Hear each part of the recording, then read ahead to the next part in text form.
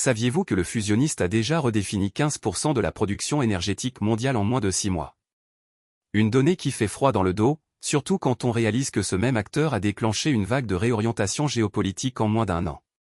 Mais alors, pourquoi ce nom résonne-t-il comme une menace dans les couloirs du pouvoir? Pourquoi des gouvernements autrefois opposés se retrouvent soudainement à co-signer des accords qui, hier encore, auraient été impensables? Imaginez un puzzle où chaque pièce représente une ressource stratégique, pétrole, gaz, terres rares, capacité de stockage. Le fusionniste, en moins de 2 décennies, a déplacé ces pièces comme un joueur de Tetris ultra rapide, remplissant les lignes où d'autres ne voient que des espaces vides. En 2023, il a injecté 3 cents GW d'énergie renouvelable dans le réseau, soit l'équivalent de 3 fois la puissance de la plus grande centrale nucléaire existante.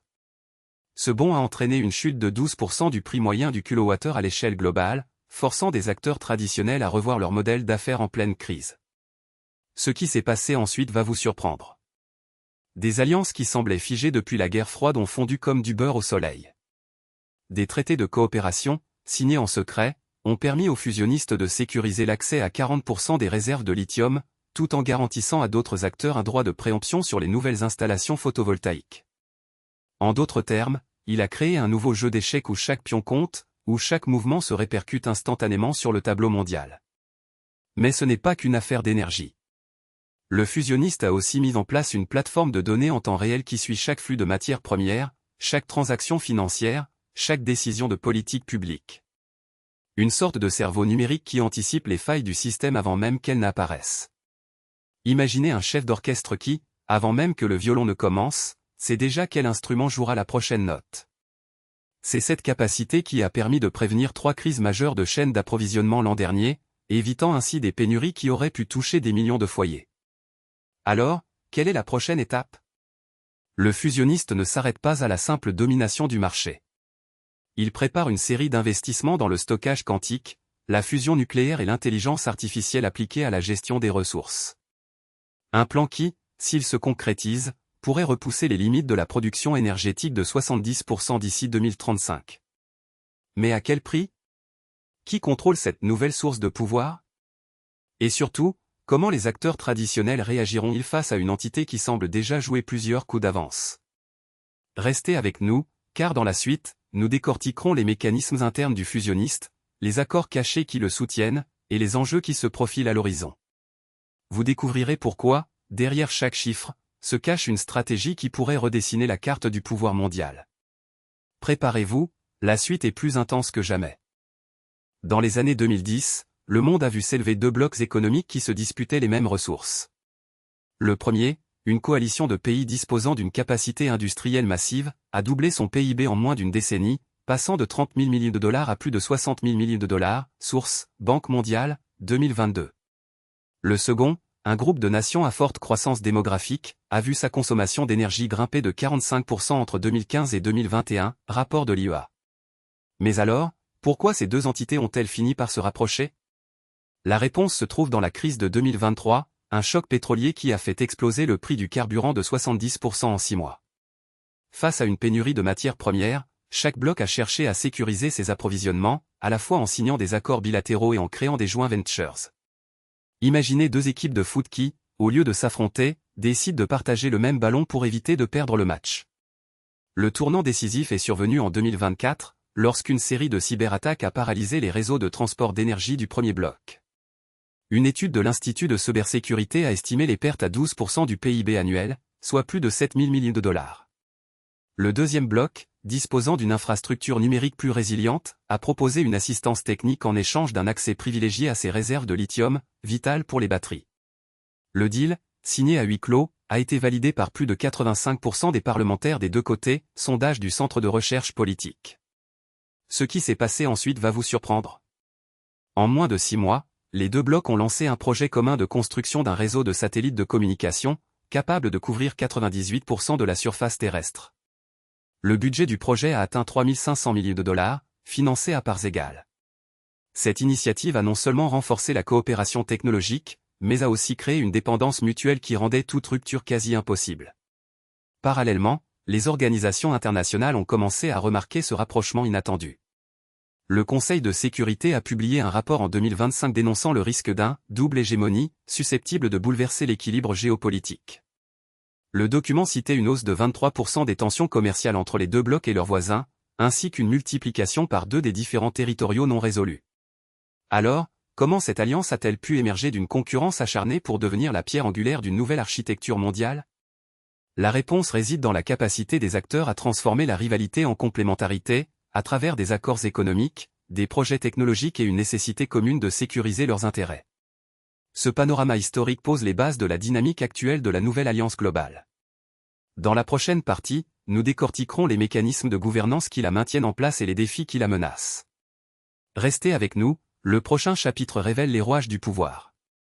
Le fusionniste n'est pas qu'une idée, c'est un engrenage qui tourne à plein régime depuis 2022. Mais comment fonctionne ce monstre bureaucratique?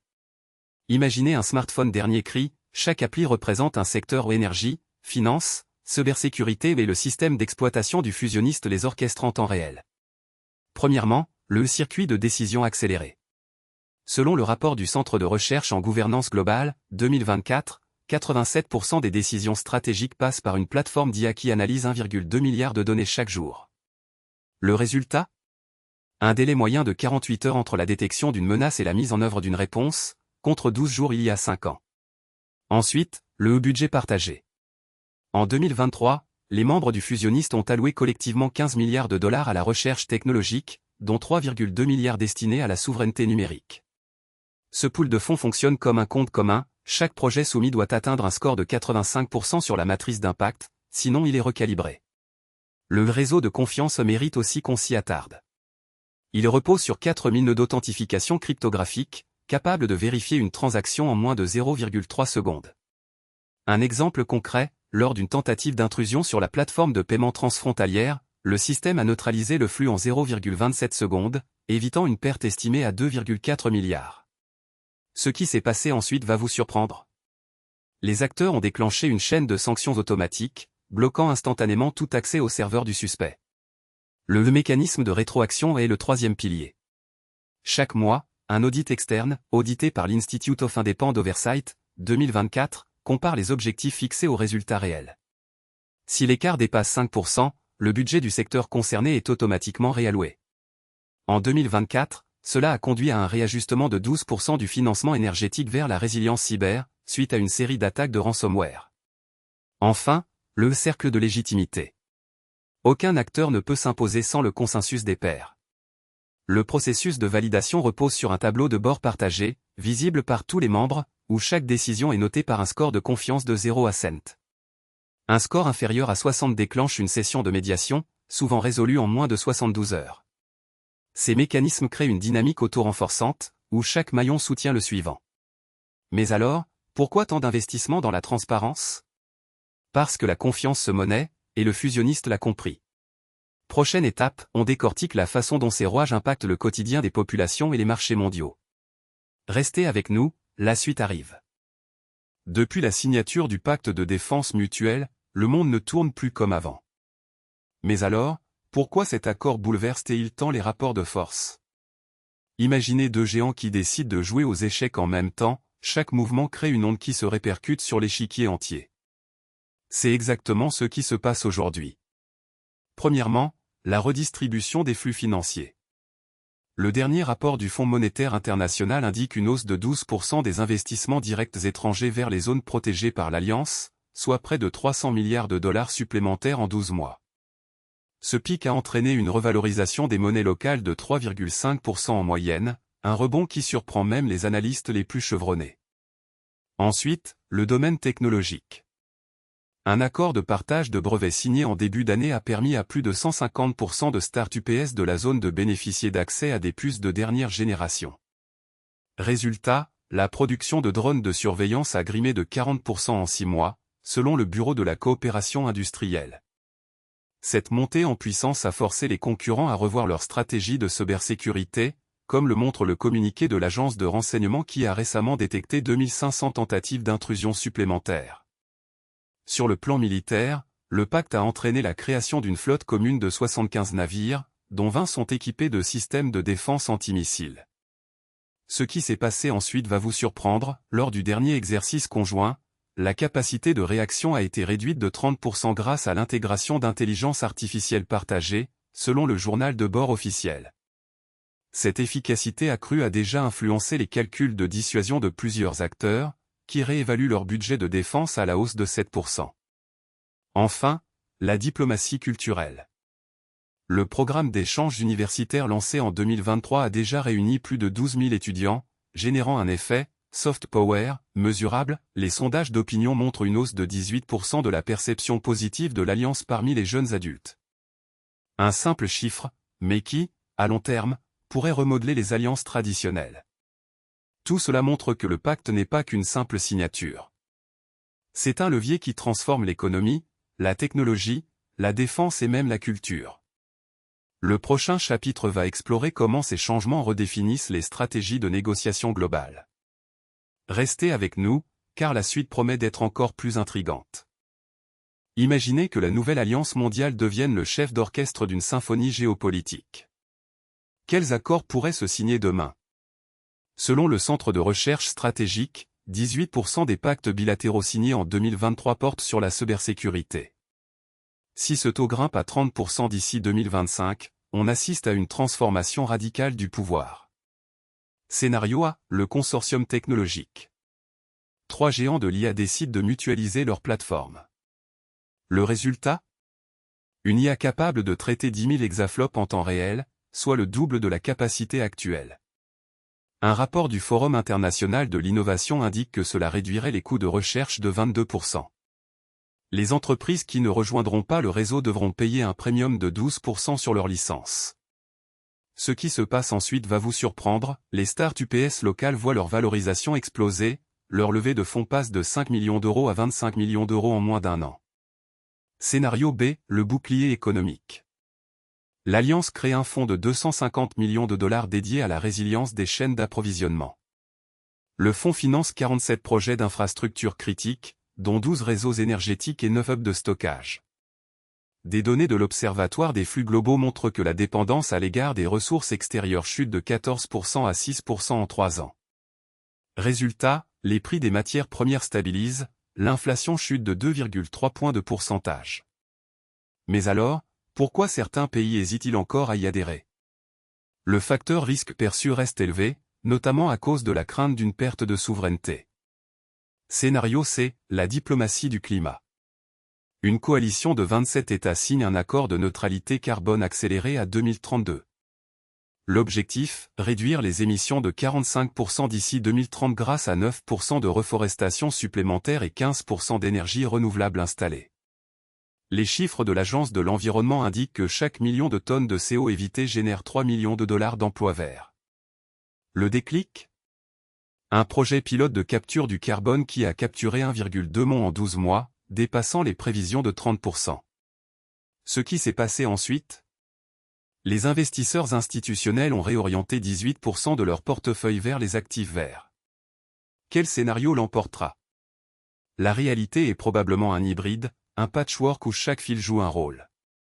Les données montrent déjà des mouvements, 62% des entreprises du secteur manufacturier déclarent envisager une alliance technologique, tandis que 48% prévoient d'augmenter leurs investissements verts. Le suspense reste entier, mais une chose est sûre, le tableau d'aujourd'hui ne sera plus le même demain. Dans la prochaine section, on décortiquera les implications pour les acteurs non alignés, et on verra si leurs stratégies peuvent résister à la pression du nouveau bloc. Restez avec nous, la suite promet d'être électrique. Voilà où nous en sommes. Depuis le début de cette vidéo, on a décortiqué la nouvelle alliance mondiale, ses acteurs, ses enjeux, ses leviers. Mais alors, pourquoi cette coalition surprend-elle tout le monde? La réponse tient en 2 mots, puissance et dépendance. Imaginez un jeu d'échecs où chaque pièce a un pouvoir de feu différent, la pièce centrale peut littéralement allumer un continent, les cavaliers sont des drones qui se déplacent en un clin d'œil, et les pions sont les réseaux de données qui alimentent tout le plateau. Quand ces pièces se réunissent, le jeu change de niveau. Prenons un chiffre qui claque, 3,2% du PIB mondial circule chaque jour grâce à cette alliance. C'est l'équivalent de 3 milliards de dollars qui passent par un même canal en moins de 24 heures. Ce flux, c'est la colonne vertébrale du nouveau dispositif. Sans lui, les accords seraient aussi fragiles qu'un château de cartes sous le vent. Et le vent, c'est le choc des crises récentes, pandémies, pénurie d'énergie, cyberattaques qui ont forcé les acteurs à se rapprocher. Ce qui s'est passé ensuite va vous surprendre. Une fois les premiers traités signés, les partenaires ont rapidement mis en place un protocole de partage des données en temps réel. Résultat, la réaction aux menaces a gagné 48% de vitesse. Un incident qui aurait pu coûter des dizaines de milliards à la chaîne de production a été neutralisé en moins de 2 heures. C'est comme passer d'un vélo à un jet supersonique du jour au lendemain. Mais attention, toute évolution comporte un revers. La même interconnexion qui accélère la réaction rend aussi plus vulnérable chaque maillon. Un piratage ciblé sur le hub central pourrait paralyser tout le réseau. C'est le dilemme du couteau suisse, polyvalent mais sensible. Et c'est là que la question cruciale intervient, la communauté va-t-elle investir dans la cybersécurité ou prendre le risque de dépendre d'une structure unique? À ce stade, la réponse dépend de vous, spectateurs. Vous avez été le témoin de ce bouleversement, vous avez vu les chiffres, les scénarios, les analogies. Maintenant, il faut agir. Vous voulez rester informé, anticiper les prochains rebondissements, comprendre comment ces dynamiques influencent votre quotidien. Alors, abonnez-vous, activez la cloche, laissez un like. Votre commentaire compte, dites-nous ce qui vous intrigue le plus, quel aspect vous paraît le plus risqué, ou quelle opportunité vous voyez se dessiner. Chaque avis alimente le débat, chaque question pousse la recherche. En résumé, la nouvelle alliance mondiale n'est pas qu'une simple coalition, c'est une mécanique complexe où chaque rouage compte. Le futur se joue dès maintenant, et votre voix peut façonner la trajectoire. Restez curieux, continuez à questionner, et surtout, ne laissez pas le silence être la réponse. Prochaine étape, nous plongerons dans les scénarios de demain, les conflits potentiels, les innovations à venir, et les stratégies que vous pouvez adopter. Restez branchés, ça va être intense.